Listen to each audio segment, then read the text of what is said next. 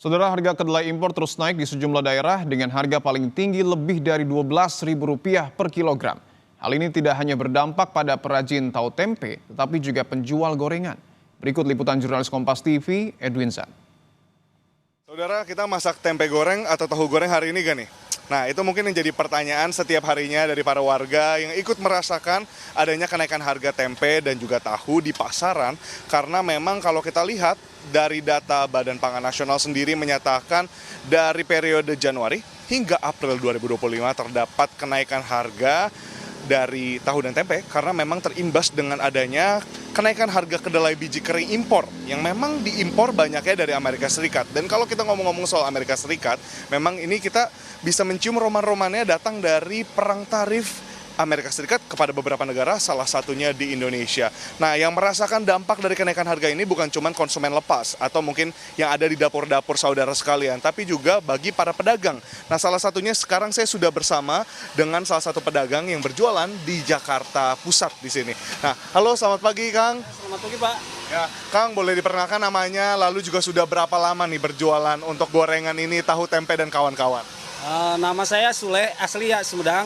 Kalau berjualan, alhamdulillah di sini udah ada 3 tahun, Pak. Ya. Oke, Kang Sule berarti udah 3 tahun jualan.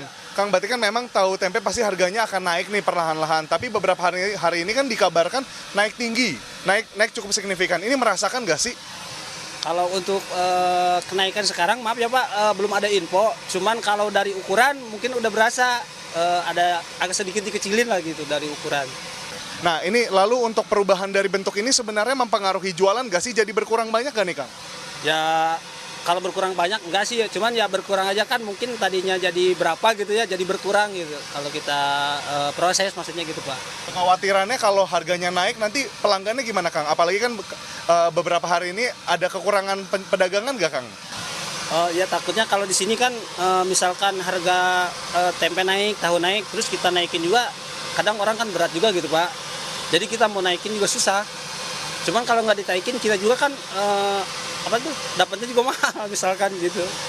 Dari saya sendiri ya mudah-mudahan secepatnya bisa stabil lagi gitu, Pak, biar efeknya bukan efeknya ya, biar cepat normal lagi lah aja lah.